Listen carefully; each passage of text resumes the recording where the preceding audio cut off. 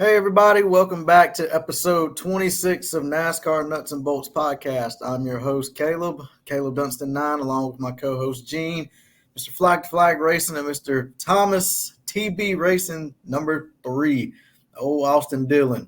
Let me stop. But guys, we got a week off. We're back for episode 26. We had a hot one in Nashville. So how are you guys feeling since it's hot? And no, we did. To the disclaimers and to the NMB listeners, we did not go to Nashville this past weekend, so we were all in our homes in the AC, taking in the cool air. So, fellas, what you guys got for the intro this morning? This evening. Yeah, man. Hey, just wanted to point out to the listeners that don't watch any of the YouTube videos. It took me 25 episodes to wear a Chase Elliott hat and a shirt because I figure these guys got the Chase love covered most weeks, if not I think all episodes. more episodes than I need to be. But Yeah, but I thought to myself tonight, I said, I'm gonna break it out, man. This dude's been a model of consistency, and I may have some things to talk about when it comes to the street course in a minute, but. Anyway, doing well. I hope you guys are, and yeah, well, I'm glad to be back. Yeah. Thomas, you got anything? I was just gonna say about Nashville. I was considering buying a ticket, but I didn't realize how far it actually was. I thought it was a lot closer, but I didn't realize how far Nashville actually was to us. So I decided not to go. I mean, I'm glad I didn't go too, because I really did enjoy my AC on Sunday. So Well, And stay dry. Yep. Well, if you did go, dude, you got to enjoy your AC and you got to enjoy your beverages that that were ice and cold. That Nashville doesn't allow coolers, so you wouldn't have had a cooler while you were there. So you would have to sweat out the heat. I heard the water. You said what? They don't allow coolers? Oh yeah, you didn't know that? No, I didn't know that. Yeah, it's been like that since they returned to Nashville in 2021. That's crazy. Yeah, I actually didn't know that either, to be honest with you. Yeah, it's no coolers, and I think you have to bring an empty water bottle or an unopened bottle of water, something like that. But yeah, you cannot bring a cooler in like you can with like Martinsville and Charlotte and the other SMI tracks that we go to. You can't do that. But instead, I've also found out that water was $4.39, so you couldn't bring a cooler. You had to pay $4.39 for water. And then I also found out that the Powerade was like $7, $8 as well. So if you want to dehydrate and get your electrolytes up, you were spending about a good $20 on 2 bottles, on 2 things to drink. I would need more than that if it was hot as it probably was. And I don't know. I disagree with that. And now that I know that, not that Nashville cares what I think, but I will not go to a Nashville race until they change that. Because see why I did not pull the plug on a plane ticket to go. Nope. But well, you're wearing your Chase Elliott gear, and I got on mine, but mine's a little somber today. It was announced by Hendrick Motorsports that Hooters will no longer be on the car or no longer be sponsoring Chase Elliott after the Texas win that he got this past season. Apparently Hooters had some business stuff and some financial stuff that they just couldn't keep up with the sponsorship, according to Hendrick, and Hooters is no longer on the car and will not be on the car for the Richmond race in August. So Hooters is no longer a sponsor of Chase Elliott. I also want to point out this has happened to Chase before with Sun Energy, where he gets a sponsor their first win since God knows when, or first win as a sponsor, and then they leave them. So, thanks to Hooters for being a Chase partner all these years. Definitely going to miss the free fried pickles out their top 10, but business is business, and hey, I'm sure Chase will come up with some other sponsor by mid-season or end of season next year for sure. Man, I just thought of, I'm really regretting not going to that Chase appearance at the Roval that you went to. Yeah, that won't be happening again at that place. No, so. That I didn't even think about. I completely forgot about that. I really did. Yeah, I mean, there were some sponsor activations with Hooters that Chase was a big part of, and I don't know, man. That's kind of yeah. Now that you think about it, that's a bad deal in my opinion. But I mean, like I said, I don't know what Hooters' bottom line is, so who knows? They're probably going through it. Yeah. So, I mean, it's what it is, but it is what it is. Glad he was able to finally pick up a win in the Hooter scheme though, and honor Kawicki for that Polish victory lap at Texas. So that was pretty cool. Yeah. Does that change y'all's opinion? Like, I know y'all probably gonna get that Texas win, but now, Oh yeah, um, absolutely. yeah, now more than ever, I'd be surprised that thing don't sell out in the next Yeah, week or so. Yeah. I feel like it's though it's a 2024 car.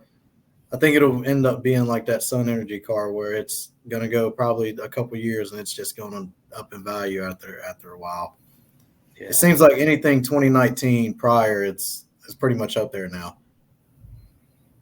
Yeah, I had the Elite Race win pre-ordered that night. Posted on the website before the picture of the car was even put up. I had it pre-ordered already, so I don't have to worry about that. Nice. Nice. Well, I don't really have anything for the intro. Thomas, did you have anything? Mm-mm. Well, if you guys ain't got anything, let's head over to our racing rundown and let's discuss Nashville, the Music City. And like I say, I really had no idea Joey would be a factor come the end of that race, and he really surprised me. He's saving at the pump, and he's definitely using that Ford Flex Fuel and Eco Boost fuel. So, guys, what's your thoughts on Nashville? What's your takeaways from it? Expectations, and what you like, what you didn't like. Man, I just want to start by saying that I didn't realize that was the most restarts ever in a NASCAR Cup race. But that turned things quite crazy, man. It turned an already interesting race into a really crazy affair. And I thought, man, Zane Smith was interviewed and said how he saw Joey kind of swerving back and forth like he was running out of gas on in the back half of that last lap. And man, he really came close to giving Trackhouse another Nashville win on their quote unquote home track. But what a crazy finish, man! It definitely kept my attention though. Oh yeah, for sure. Thomas, what you got?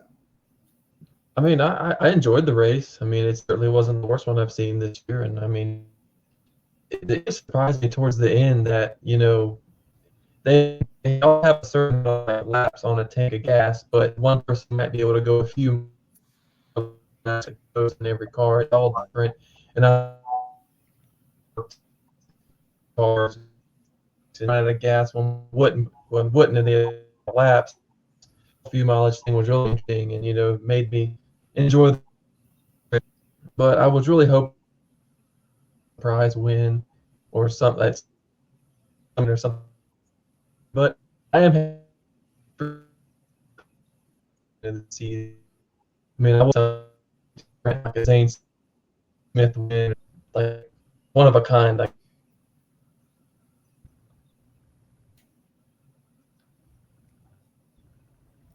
Oh, it looks like Tom. Did he freeze up? Uh, I'm here. Oh, now you were froze on our end over there. But no, but to piggyback off of what you guys said about Nashville, in my opinion, it felt like two different races.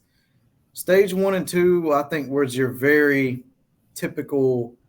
It was your typical. What is Nashville? Is Nashville a mile and a half, or it's is it a little no, smaller than that? a little smaller. Yeah, a I little Yeah, thought it smaller. was a little smaller. yeah. Yeah. I mean, it was your very typical. I think your typical race. I think there was passing. I don't. I didn't expect it to be like an exciting battle here and there type deal. But I will say I think I'm kind of glad it did rain. I think it helped a lot. The track cooled off, the sunset, and then I think that's when the track became alive. After that, you had Christopher Bell spinning out. You had Austin Cindric spinning out with two to go, and I mean, and I just think Christopher Bell spin was the first domino to fall. and then the chaotic third stage, of course. And I I enjoyed the third stage, but like you say, five overtimes and what possibly could have been a six, I think is a little too much. But like you say, I mean, it was drivers really just playing a strategy game and going for the win, and like Larson or Chase and Kyle Busch and Chastain, even Denny and Truex, they just happened to fall victim of the fuel strategy. And like you say, Joey staying out on that final restart, and I was like, what is he doing? But I got to say, give Paul Wolf his wheelbarrow and the hold his kahunas, man, because that was a gutsy call. And then you forget how much him and Brad used to play that fuel strategy game when Brad was in it too. So all in all, I mean, I think Penske's on the highest of highs right now. I mean, besides Blaney's championship from last season, we went from the last few months talking about Will Ford and Will Penske really show their resurgence, when will Ford show their strength, when would all that happen? And, Penske's now the first organization to have all cars won and in the playoffs right now. So I think Penske's still on that high, and I think they're going to continue to take that high all the way down to the playoffs. Yeah, I never really worried about Joey making the playoffs, but this just sealed it. I'm happy for that in a lot of ways because he's one of the two people I laid a bet down when I was in Las Vegas to win the championship. So at least I don't have to worry about that. Yeah, I have a question for you guys. So right before Austin Cindric spun out, when Denny had the race won, where was Joey? Like what place was he in when that happened? When the race should have been over? Wow. He was, I can tell you that. He was 14th. He was 14th. Zane Smith was 24th. Ryan Preece was 25th, and Ryan Blaney was 32nd in a lap down. They all finished first, second, fourth, and sixth. Yeah, I didn't know where he was, but I can tell you he was a non-factor until that happened. Mm-hmm. Yeah, that's what I didn't know. I didn't know where he was either. That's why I know he wasn't during the race until again. So pretty much out of him at all. And very end of it when he was able to save the.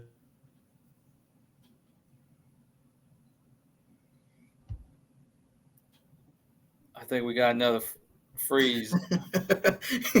There he is. Yeah. Look, every time I say something, it freezes. If it ain't a microphone, it's the internet, man. I swear. But just can't catch a break. But no, I mean, Reddick was up there. If I got to get on this subject, I got to get back on my soapbox about it. I cannot stand this aero blocking stuff, man. I can't stand it. Denny and Ross. I mean, Ross just got loose and allowed Denny to get past him. I mean, which I thought Denny was going to do anyway. But Reddick and Logano, I wholeheartedly believe Reddick would have passed Joey in turn 4 if Joey was not blocking 5 lanes up the track and taking his air off. Reddick had that race in the bag, and Reddick, that 45 was flying. So it's nothing we can do about it, but it's just infuriating when aerodynamics is literally your worst enemy with this next gen car. Yeah, a couple people were saying that how that's the most animated and upset Reddick's ever been after a race, and I definitely agree with that. He was not happy, and you could tell he just did not want to say the wrong thing in front of the cameras. Yeah, for sure. And and like I say, I think Ross is him and Joey are probably one of the best aero blockers in motorsports, in the Cup cars for sure.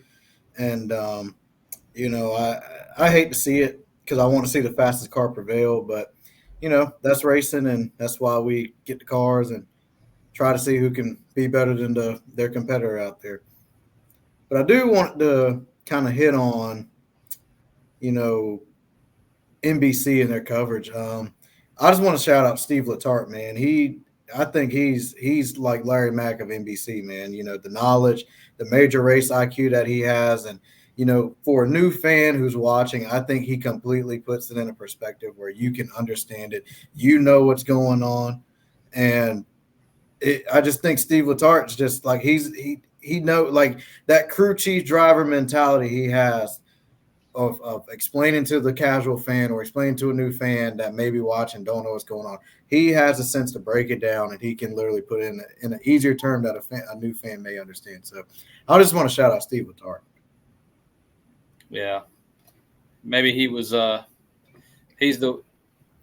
I guess, person that NBC thinks they can't live without, which I know I hate to say that if that, that was the thought process because Dale Jr., obviously left, but I will say week in and week out, and just anytime you catch him, whether it's on Dirty Mo Doe or if it's on, TV, he's always on point, man. He's really, really turned into one of the greats of the NASCAR broadcasting game. For sure. But Gene, I have a question for you. Uh-oh. I You feel know like where you know where I'm going with this. Yeah. you didn't think you were just going to make the whole episode without me bringing this up. No, of course not. So Denny Hamlin has officially declared this Larson-Hamlin battle a rivalry. So how do you, going forward, do you think, because Denny has said he's still going to race the same way regardless what Larson says, and he's still going to go out there and race the same way week in and week out. Does that concern you? Does Larson concern you with that? Or is Denny playing mind games with Larson with coming to the championship? Because let's be honest. We know Larson's probably going to be a championship contender, no doubt about it. So, and we know Denny's probably going to be a championship contender, no doubt about it. So, is this just kind of a mind game, psychological thing Denny's playing going into the playoffs, or with the playoffs being fairly close coming up? Well, I definitely think it's some gamesmanship on Denny's part, but I honestly believe it's probably less that and more. It's actually the truth. These guys race up front every week. They're around each other. They've had several brushes with each other, on track, to say that just in my mind right now, whether you're a Hamlin fan or a Larson fan, you just got to resign yourself that these guys are going to be around each other. They're going to be battling for wins, championships, legacy at this point. And it's just like one of those things where you just can't be friends like you think, you've always been in this competitive environment. Now once the Phoenix finale's over with, if they want to go play golf or whatever, maybe they pick that back up. But I don't think any tee times are going to be made from now until Phoenix. And it just is what it is. Now, you asked me, do I worry as a Larson fan? I mean, not really. His anger on the radio in New Hampshire lets me know that he's fed up. My only concern is how far he's willing to take it. But now this is me just talking. If I'm Larson, I'm sitting with a championship trophy in my trophy case, and Denny doesn't, then I would probably say something back on in the media, say, hey, that's fine, we can keep doing this. But if it gets that way to Phoenix, I know who ain't winning the championship. And I mean, you can't say that, but like, you keep wrecking me, you ain't winning the championship, bud. I don't care if I got to come out of the garage and wreck your ass in the third stage of Phoenix. That's how I would race. Now, something tells me that's not Kyle Larson, but I mean, we can keep playing these games, and that's, that's how you're going to have to be to get Denny to calm down a little bit, because I think Denny likes this. Denny thrives on this kind of stuff, right? I don't necessarily think Kyle does.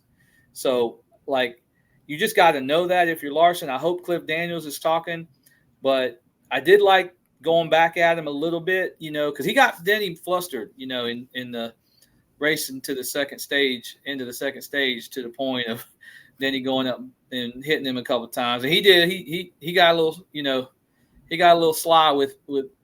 He really shouldn't have finished ahead of Denny that second stage, but he did. And I guess it got Denny upset. But like, Denny's just calling it how it is. Like, in my opinion, it is a rivalry, because if you don't think those two are going to be in the championship I think we're all kidding ourselves at this point. And Denny wants it so bad that it's no holds barred. He's not looking to make friends. I don't think Kyle's his desire to win is going to keep him from from he's not going back down. In other words, so I just think we were headed for this for a while now. Really, I think since last year, the couple dust ups they had, and like I said, if they can't golf together and hang out or whatever, or ride in each other's planes and sit in each other's RVs the next couple of years, and so be it. But they'll eventually get all over this. But I think when legacies are on the line and championships and wins, and you're always up there with each other, it's bound to happen. That's my take. What you got, Thomas?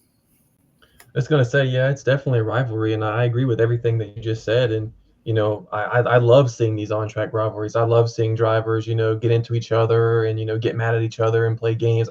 Like, I enjoy that. It makes some of these races watchable.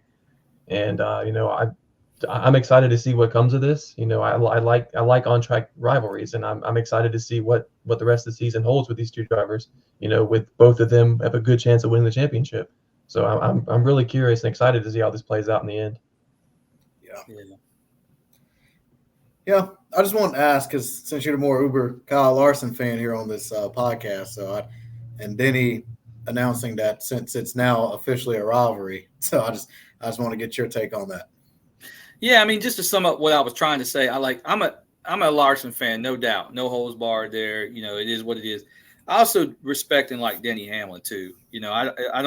I can compartmentalize this whole deal. If Denny goes out and wins the championship and does it, I don't want to say fair and square or clean, but if because there's going to be some probably beating and banging for his things over with in some form or fashion. But I'm not going to begrudge him if he wins it. I would feel differently if Kyle didn't have a championship, though. I'll be honest with you, because I'm not saying that's the crutch you can lean on, because I want him to get another one that really solidifies legacy. But I think Cliff will keep those guys pretty calm. I think Gabe Hart will keep the 11 team calm. Did you hear how Gabe Hart was trying to calm him down under caution? Yeah. So they're two of the best crew chiefs in the game. I think they're going to – it may get to a point where they have an offline meeting together, I think. But I do think Denny has used up the equity with Larson with going back to last year, to where I just don't think he can run into him. But he's going to race him the same way now, and that taking your air off and hugging up to that back left quarter. Now, I don't begrudge Denny for that. He's going to run into him, and Kyle races the same way. So it just is what it is. As long as I don't wreck each other, I think I'm good. Yeah. Yeah. Well, let's just gonna put Nashville on the NMB race meter. So, what do you guys? I'm gonna go around the horn here, and I'm gonna go ahead and give out mine. I'm gonna give this race I'm gonna give it a 7. I give this race a 7. I mean, I think it was pretty good. The stage 3 was pretty eventful. I mean, other than the 5 overtimes, but it still kept you guessing of who was going to win, who was going to run out of gas, and who was going to save enough to make it to the end. So I'll give it a 7. I agree with you. I had it at a 7 all the way. Now, I actually thought the restarts accentuated all the fun at the end. I didn't think it got too crazy myself. Those storylines of who's going to run out of gas. And before we are done with this, what did y'all think? Speaking of Denny, I was actually kind of disappointed he didn't run it out. And he did say he ran it out in caution, but I don't know. I mean, I guess I got to assume that they did. But man, I was just like, when those Gibbs cars pitted, I was just like, oh man, because as much as I didn't like Kyle wrecking Kyle Busch, that's obviously was a mistake. But I would say that I do appreciate the fact that my driver and my team was not going to just pit and concede because you were going to lose. You're admitting defeat if you do that. Like, we're going to run out, or we're going to, again, it's a Kyle Larson thing, checkers or records, man. In which he came back to finish 8th, which I thought was crazy. Of course. But yeah, so but I gave it a 7. And Thomas, you got next, man. Well, I think I'm gonna give it a 6.5. Yeah. I'm not ready to give this race a 7. I thought it was average. I mean, all the excitement came at the end of the race for me, but looking at the big picture, I'm gonna give it a 6.5. Gotcha. Solid. All right. Does anybody have anything else on Nashville? Take it away. Man, okay. Well, I wanted to talk real quick, boys, about Lionel Racing, and we had visited in maybe in the early days of the NMB, we visited some quality control issues, but I've recently seen a lot on Twitter about um, Lionel patrons commenting on getting diecasts that are broken upon arrival. The one of the common ones is the hood pops off of the hood pins. Yeah, so like it just the hood's loose. Hmm. You'll have cracked windshields. You'll have cracked spoilers. Um, and I did get the 1993 Dale Earnhardt The Charlotte Charlotte win. win. Yeah, Yeah. I had pre-ordered that and didn't even know I did, and that came this week, and I got it out, and and that's when you know you got a problem, boys. When you pre-ordering stuff and you just forget about it. But then again, part of that's on Lionel for all this making us wait so doggone long. Thomas Yeah. will agree with that. But so I get the Dale Earnhardt car. I pull it out. It looks beautiful, but like I don't. There wasn't hardly any damage to this car. And I realize it's a black car, but on the silver side skirts, you had a little bit of you know speckled, I guess, Hmm. rubber. And then I flip it around to the passenger side of the car, and there's no window in there. Um, and I can't remember them running no windows in Charlotte back in those days, but I'm sure they did. So I Correct. give it that. But like they kept the very interior of the car where they would run a window to include a red what do you call those things? Exhaust tube thing Yeah. coming out, and it's just sitting right there where the window should be. And it Right. looks really stupid when you look in the car. I ain't gonna lie to you. No, Um, it's it's funny you say that because when I went by Lionel the other day, I because I completely forgot that car came out. So I honestly thought they got more Daytona wins in. I was like, oh, they got more, and then it ended up being a Charlotte car. But no, I definitely thought the same thing as well. yeah. Well, go ahead and get in trouble next time you're in there. Pull it out of the box and look at the passenger side. It, Wednesday. yeah, there's like a little red exhaust pump thing, and it just stops right at the open window. And I know that's not what they did back in those days.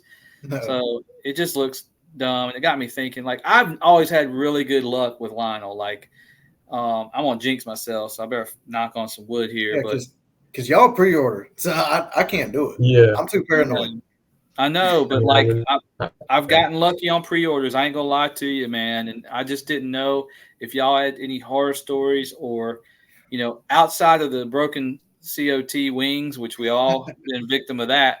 But like, do y'all have any of these like horror stories, or have you heard of horror stories of Yeah. getting shipments? Go Hey, ahead, that's Tom. What you got, yeah. man? Shoot down Thomas.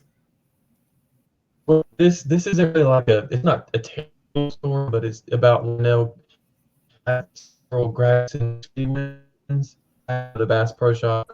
I've got two different. I think one was like the Richmond win and one was a Martinsville win. It was two different cars ordered at two different times, and both came with the windows popped out, and I had to pop them back in. So and the Martinsville was an autographed one. So the autographed windshield had popped out, and like one of the rear windows had popped out. So you can kind of snap them back in. But that I guess that's just an example of stuff that you get honestly come to expect. I know. Yeah.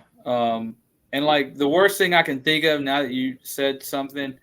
So a couple of the Larson wins last year, the HendrickCars.com going up the side was all twisted and just unnatural looking.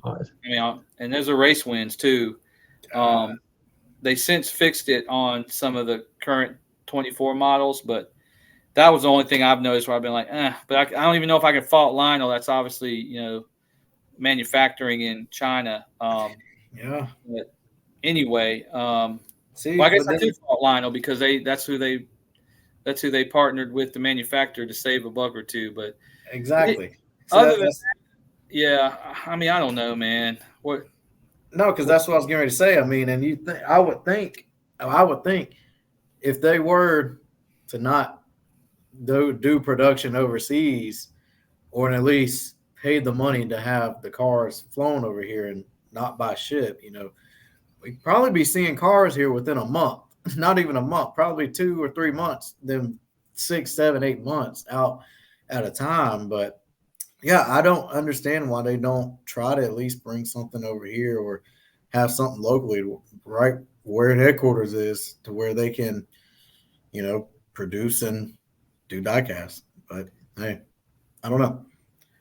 Well, and I'm trying to go back and look at it because I wanted to shout out this person who I watched like a 30-minute video. This guy did a 30-minute YouTube video on Lionel and the all the problems, and he goes on to say like one of the main problems is when they had cornered the market.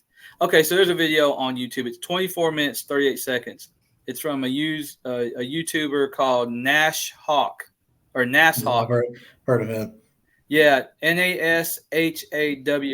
It's got 25,000 views, but it says how Lionel is ruining NASCAR diecast. That's the name of the video. So I encourage our listeners to go on and find NASHawk and watch this video because it's very comprehensive and breaks down all the different problems with visual examples. But he says, back in the day when we had, and I know they were terrible, but racing champions, and we had Hot Wheels, and we had Team Caliber and Action and all these different entities making diecasts, it created, I guess, more of a quality control, checks and balances, and things of that nature.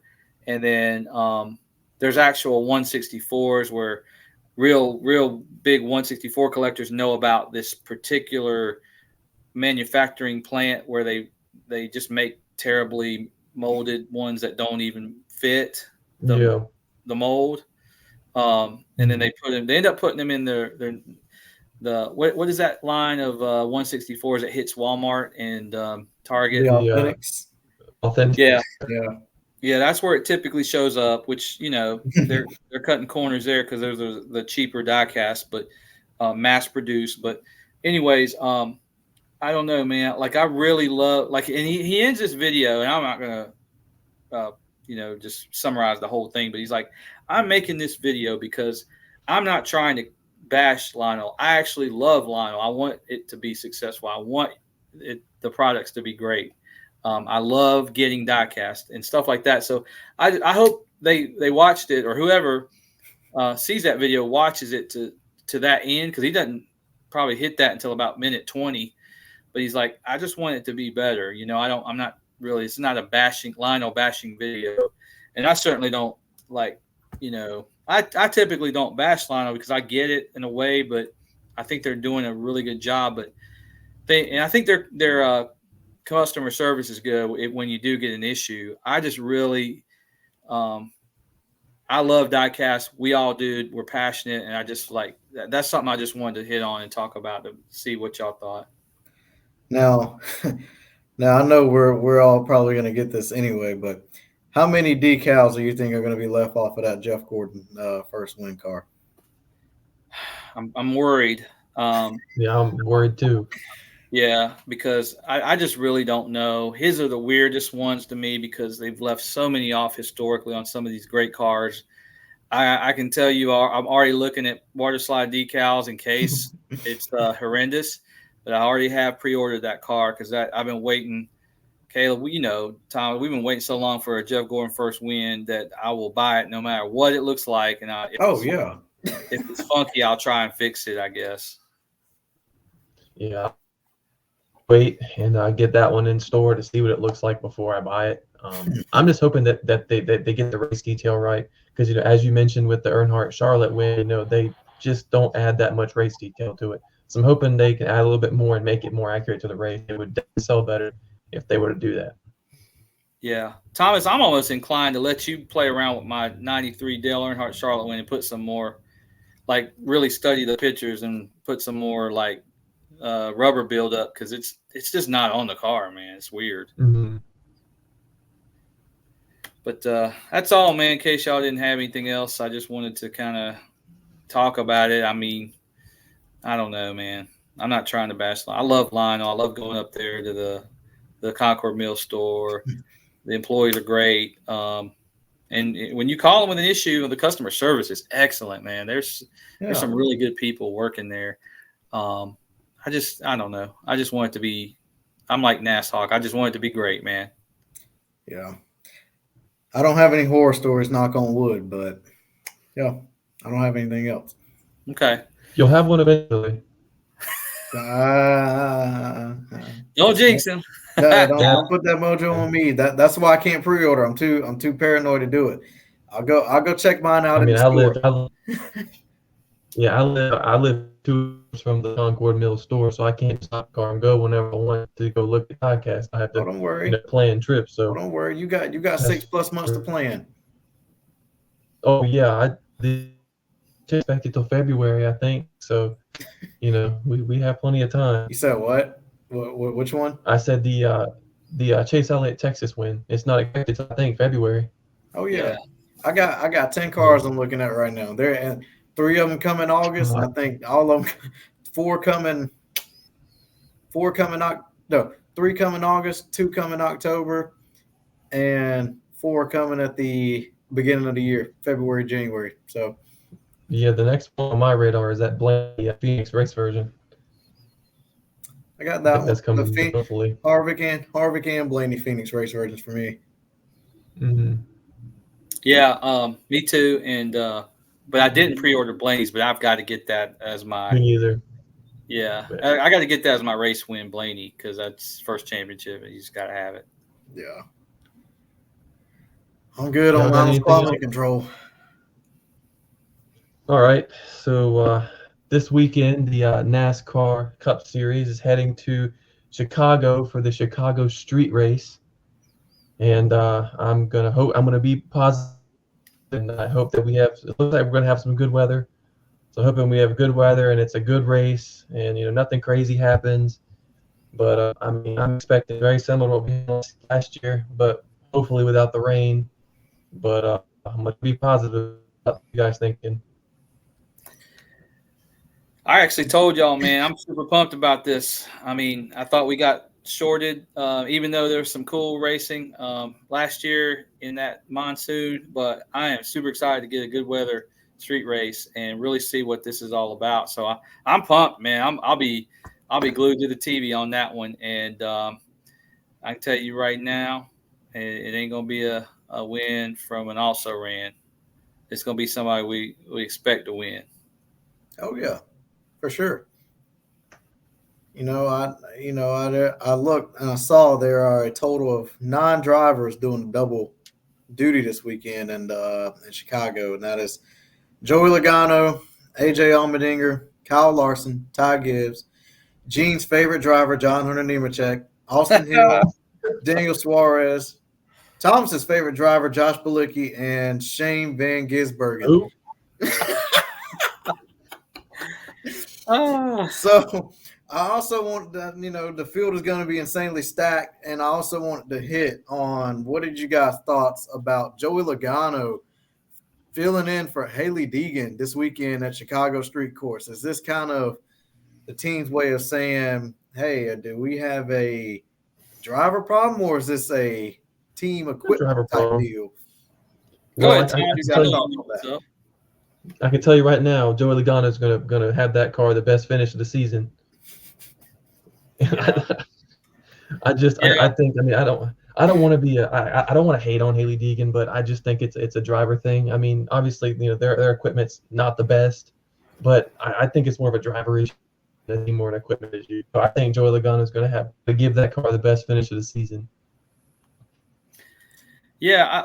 I think it's kind of like number one, I guess maybe Joey just wants some laps to run. So I guess he just wants to log a few laps, but like it's a complete waste of his time, in my opinion. Number one, getting that car. Number two, like, do y'all really not know what's going to happen? I mean, he's going to deliver a finish that car has never seen before or will see again with Haley Deegan driving it. And I hate to say it like that, but that's just the reality situation. Listen, she's not Yeah.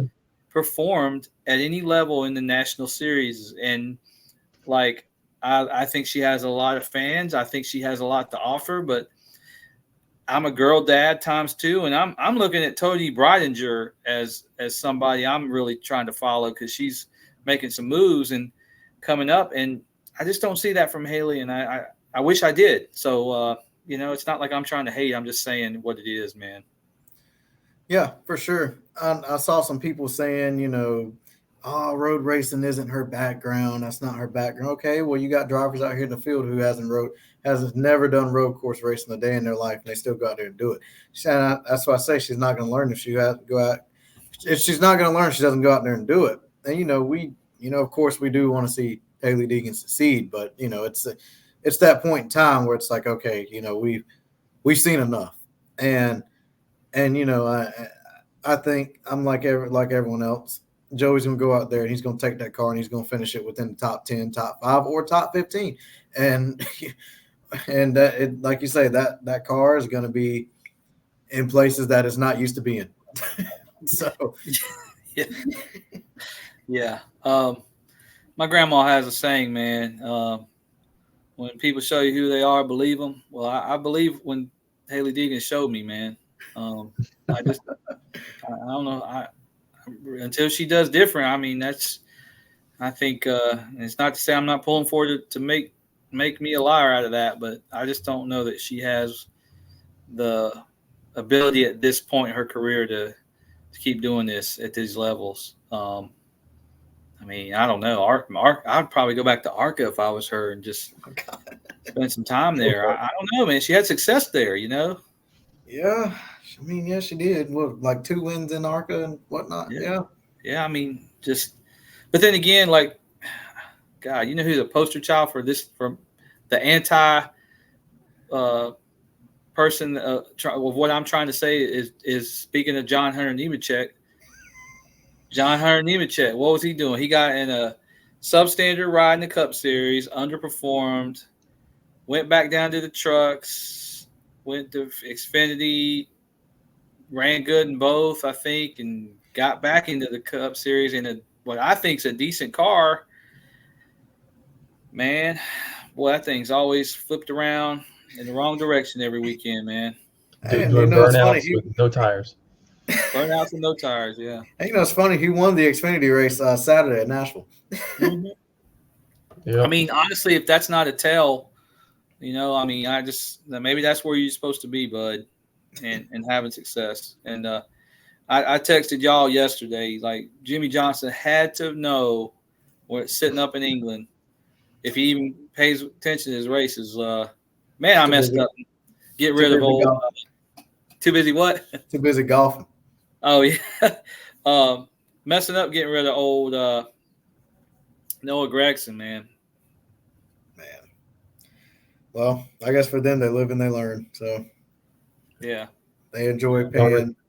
They enjoy paying for race cars nearly every week. So, I'm sure their gift shop's full of sheet metal then. Destroyed parts and flat tires. Hey, go buy Legacy when you come up here Wednesday and let me know what kind of sheet metal they got. We have a bunch of destroyed Nemechek doors for $5,000. But man, y'all ready to do your poll winning picks? Yeah, I mean, I'll go last on both of these. But go ahead.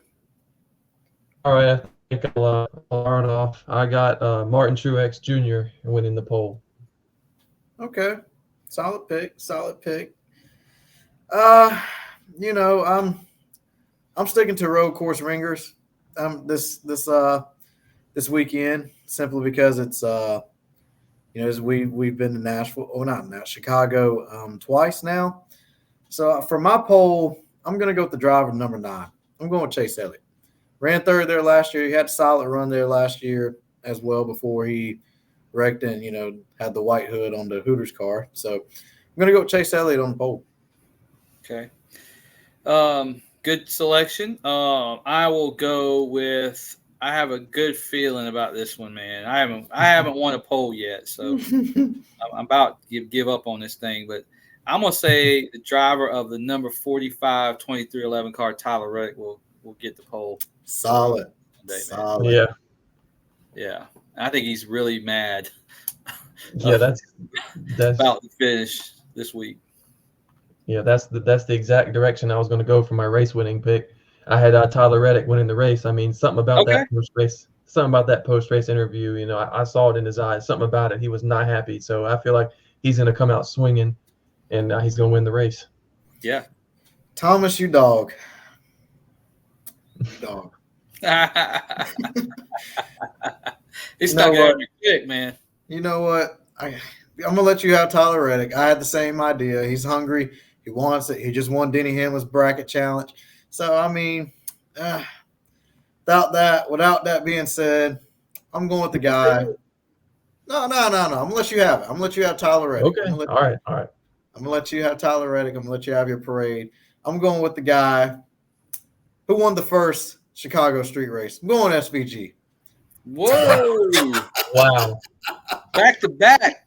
I am. I mean, it's doable. I just think he can It do is it. doable.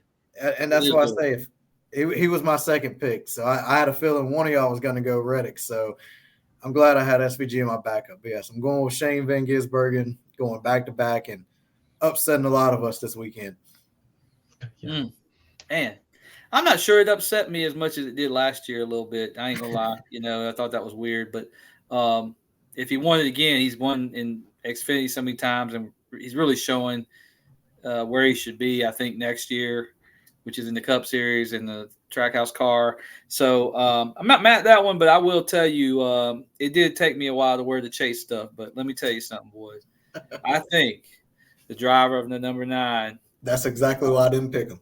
Hendrick Motorsports, is going to reign supreme in the street course, and we're going to all be reminded what Chase used to be a couple years ago when we hit road courses and non-oval tracks. He was the king for a while there, and I think he's going to show everybody he's been Mr. Consistency all year. I think he's going to really get us his second win of the season here at the Chicago street course. I like it. Yeah, definitely. I like that we all got pretty solid picks. So, and though the Reddick thing, but I just had a feeling you were going to go with Chase this weekend. So I'll let you have that pick. I didn't want to steal that one from you. So. Well, I appreciate you, man. I appreciate you. I think we all be happy if he won anyway. So might as well just let me have this one. Sounds good. But all in all, I think it'll be a pretty exciting street race. Hopefully no drivers are ending up into tire barriers like they were last year and getting stuck. So who knows? We'll see. Yeah. Oh, another driver. I'm watching out for Justin Haley too. We saw him. Oh, yeah. He's been very consistent this year. And, he finished, what was that, second there last year. So, hey. Yeah, second in a Collin car. And imagine if he would win in a Rick Ware car. Man, that'd be crazy, man. He's running good like this year. So he's driving over his equipment for sure, man. Definitely give him a B+ on the season. Yeah, for sure. If you were the owner of Spire Motorsports and somebody called you and said, "Hey, Rick Ware called you and said, "Hey, I'll give you Justin Haley for Corey LaJoie," would you be running to? We're making a deal over the phone. I ain't even got to go run up to Spire. I ain't even got to go to welcome. Hey, how much are we talking? How about I give you some money and we do this deal, right? Yeah, exactly. Yeah, Haley's a heck of a talent, man, for sure. I mean, Corey LaJoie just, though Justin Haley had that rain-shortened Daytona win that one year, Corey LaJoie has no wins. Yeah, zero. He's not. I don't know. He's just not really threatened at all this year, and I had a prediction, that he was going to be one of the ones we never talk about finally win, and boy, I tell you that I'm off that for sure.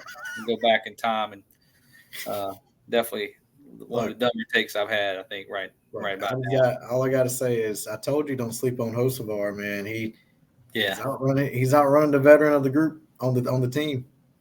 Hey, speaking of that, man, what was up with him and spinning out old Harrison Burton, man? I don't know, but Harrison said he's got another one coming. I think he just had I think Hocevar just had a little truck season moment in that point. So I don't know. Yeah.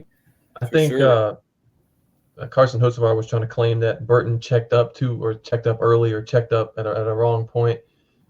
I don't think Hocevar looked at it. I couldn't see what Burton did to deserve that. Nah, me either. I couldn't see what he did to deserve it, and I think, yeah, it's like Caleb said, he had kind of a truck series moment, which he's liable to do every 5 to 10 races, do something crazy.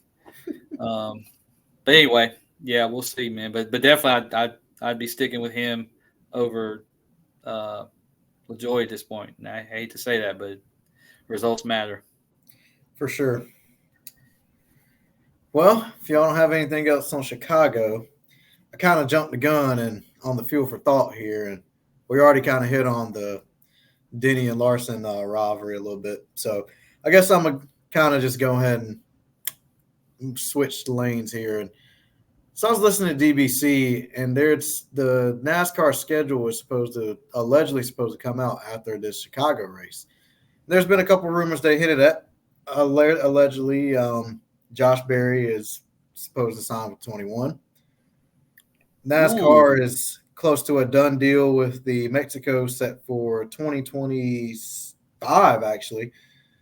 And good news for us, the Clash is set, not really set in stone, but it's more than likely going to be held in Winston-Salem at Bowman Gray Stadium next year. So I just wow. wanted to see what your guys' thoughts on those few topics via DVC and anything else that we may have for possible scheduling other than probably three tracks being moved out of the playoffs and Atlanta getting that summer date and Nashville being moved out the playoffs. So what's you guys take on those few topics regarding the scheduling for next year? Hey, before I kick it to Thomas for the initial reaction, can I ask you, is the Barry to the 21 include Rodney Childress as a package deal?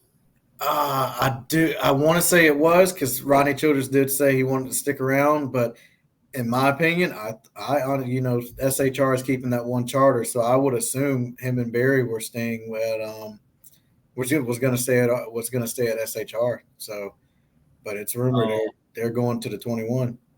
see, I heard Cole Custer was going to take that over, Oh, really? and I thought it was just for the Xfinity. oh no, hmm, I thought it was for the Cup, but I could be Hmm. wrong there. Um, I just I can tell you right now, I don't think that car will run good as a single car. Um, Yeah, but I hope I'm wrong. But anyways, yeah, I just wanted to know about that. But Thomas, you got it. I'd like to see Josh. I think that would be a good choice. If Rodney chose with him, I think that'd be a lot better for him. Yeah, I actually, now that I know that, because I have not had a chance to listen to much podcast recently, I will tell you, man, I'm super excited about that. I think Childress, crew chief and Josh Berry in that 21 will put them back in victory lane, get them a 100th win, no doubter, and really put that 21 car back on the map. I think that's probably the best case scenario for Wood Brothers Racing, man.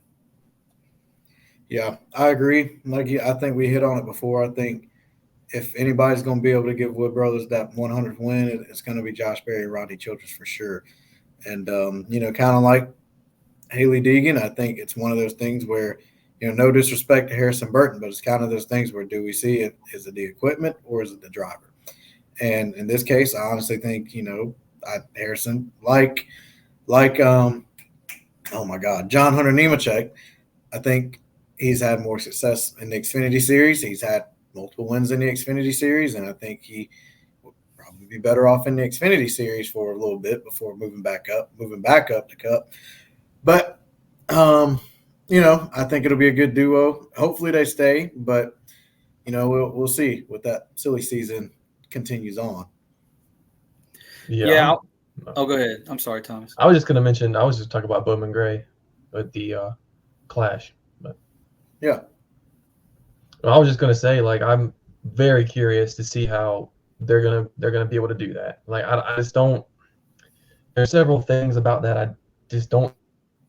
But honestly, given we live close to it, I would love to see it there. But it's gonna be quite interesting to see how they pull this off. They can pull it off, given the small area, where I just don't see. There's just not enough room. Where are these people gonna park? Like it doesn't. it just doesn't seem on paper it's a great idea, but when you go there and you look at things and you think about it, it's like I don't know if we could, but NASCAR can pull it off. I would love to attend that race. No doubt, I think they'll do it, but I just no doubt I think we'll still go. But I just think like it's I just don't see they can barely get modifieds to go around there sometimes. So I don't, and even late models and sportsman cars. So I just don't know. I'm like you. I don't know how we're gonna house X amount of cars in that stadium. And then that's when I bring up the point of do we go back and do this kind of like the old days where it's just the pole winners racing the clash. So I don't know. Yeah, I mean, I definitely think it's going to be not all the cars will be on the track, and there'll be like a play in, an open race to get Oh yeah, in, and you're looking at what maybe 20 cars, something like that, yeah. 17, 20. I I don't know. I'm excited. I think it would be a nightmare to go, but I mean I'm here for it. I Yeah. do want to go, but Mm. that's one of them ones where you're not getting home till like 4 o'clock in the morning because of traffic and Oh Oh yeah, yeah. Oh yeah. all that mess. So I'm okay with that, but yeah, I'm excited for it, and yeah, yeah. I mean that's really all DBC's rumored. I mean I don't. I still don't think Priest is going to land anywhere. I really don't. I think Priest will still he'll either be racing late models up in the Northeast or modifieds I should say up in the Northeast or he'll be back down in Xfinity. But I don't really have anything else other than that on that spectrum of the schedule. And allegedly supposed to be released after Chicago, but I thought more along the lines around Indy, but we'll see. See what happens. yeah. And I'll just close with getting back on Harrison Burton for a minute. I really feel bad for him. I think he's had probably some of the worst luck in races that I've ever can remember. Like, um, and although I don't think he's ready for Cup in my heart of hearts, and I think going back down to Xfinity would be do him some good. He's still young, he still can make it back, but um, uh, he's just had some horrendous luck, and I feel bad. For sure. Thomas, you got anything else on the future of the schedules? Mm-mm. No, I don't. Well, let's get to the moment Gene's been waiting for. Let's get to the diecast reveal. All So, right. so I actually have two tonight, and I have I actually bought my 100th diecast this past weekend as well. Yeah. Wow. Momentous occasion, man.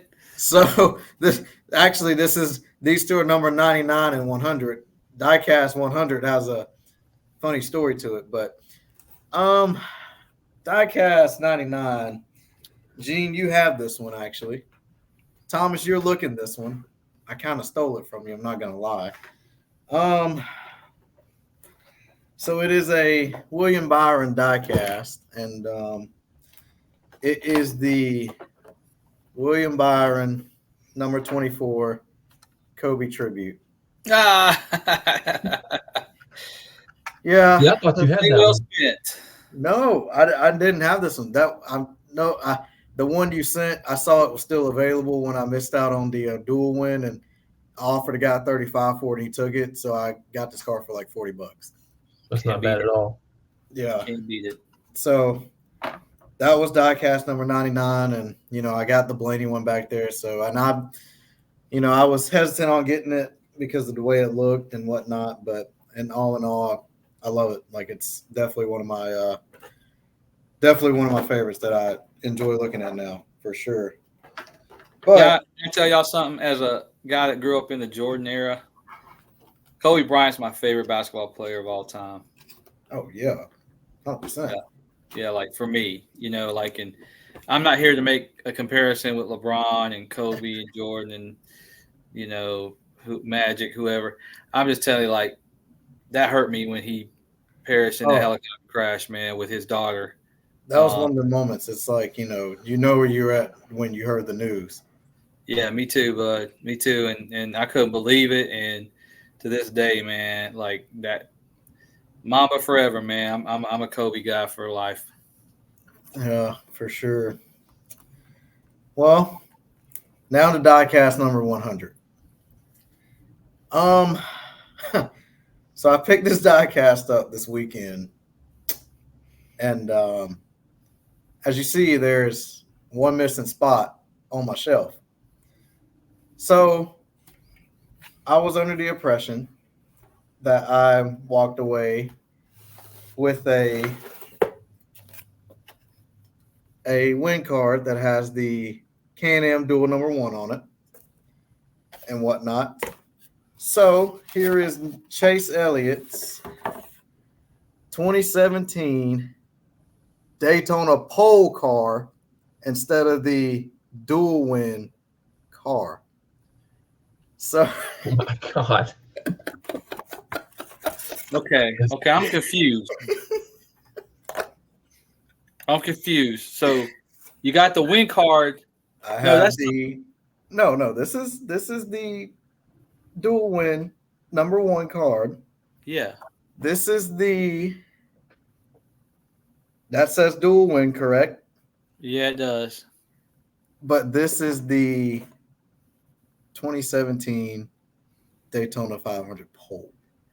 How were you able to tell? Like, So that's crazy. this is a funny story. So I went and picked up the car, and but I, he it was an amount $40 for it. Like he was like $40 for it. So he sent me pictures of the car, like perfect in the box, still looks fine. Sent pictures of the win card, the box, dual win number 1. Cool. I get home last night, and I'm going to register my DIN number on Lionel Garage, but it was already registered. I was like, okay, so I send Lionel emails like, hey, can you like just unregister them from the car? So that gets unregistered. And I go to put my DIN number in today, and pops up the Daytona pole car, 2017 Daytona pole car. So,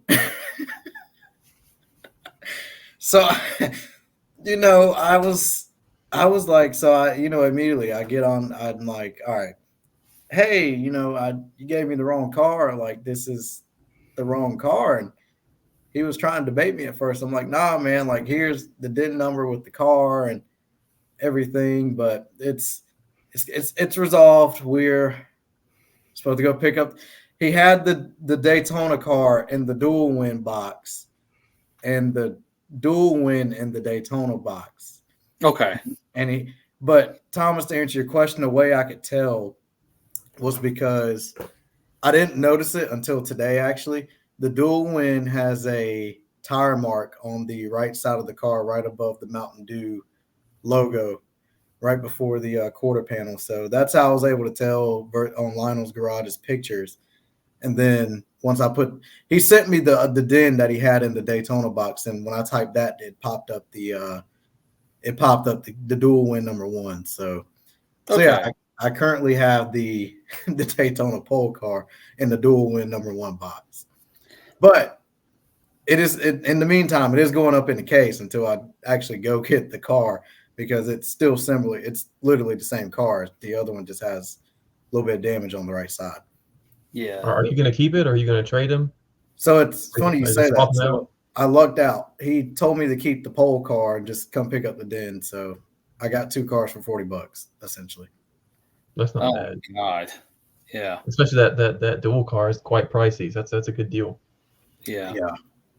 Yeah. I'm glad you got that, man, because I'm eventually gonna go look for that car one day, and I'm gonna have the whole thing in the case and everything. So if there was a Chase fan that deserved to have that first, that was you, man. So I'm glad there's a happy ending there. I was about to get upset, man. I was like, oh man, your 100th car, and you got an old switcheroo right there, man. Oh, you can only imagine how it was when I like typed everything in, and I was like, what in the? I was like, oh my gosh, like, is this for real right now? And mind you, this guy's like on the other side of the state. He's like 4 hours away. So Yeah. I was like, I can meet you like halfway if you need me to. And he was like, nah, just don't even worry about it. Just come get it whenever you want to get it. It's like, I'll keep it for you. Yeah. That's awesome. Well, at least he's making it right, man. That's awesome. Congrats on being a triple-digit diecast owner, man. Yeah. For sure. Well, boys, I don't have anything for an outro. I'm glad to be back and getting into the heat of the summer with this schedule, man. And we're getting to watch them from home for a little while, but looking forward to some races in the fall and as we get out of the summer months. But kind of wish I was going to Indy, the Brickyard, but definitely not. But yeah, that's the only one I would. When we watch that on TV, I'll be like, "Oh man, I wish I was there." Oh yeah, absolutely. Yeah. So I ain't got anything else other than switched out diecast, and that's about it. Thomas, you got anything, bud? Nope, I don't. Okay. Oh man. Well, as always, we appreciate the listeners and followers on Twitter, TikTok, Snapchat, not Snapchat. What am I doing? Instagram, as some of you have been really interacting on Instagram. So shout out to y'all, especially Twitter as well. As always, follow us on YouTube and Spotify as well, and check out for some giveaways soon. And come hit us up at the track, or if you guys. Oh, I want to add, I'm gonna be at but not the Budweiser, the Cookout Summer Shootout at Charlotte Motor Speedway tomorrow. So that's gonna be pretty cool. I see Keelan race and Brexton, and I guess see Bubba race the Legends car as well. So that'll be cool. pretty cool. Yeah. So be on lookout for Eric Almirola out there, man. If he's lurking around, man, make sure you tell Bubba. No, I think Eric's somewhere hiding down there in Florida somewhere. So I he's out of a job right now. So yeah. But as always, catch us next Monday for episode 27 of NASCAR Nuts and Bolts podcast, and we'll see you guys at the racetrack.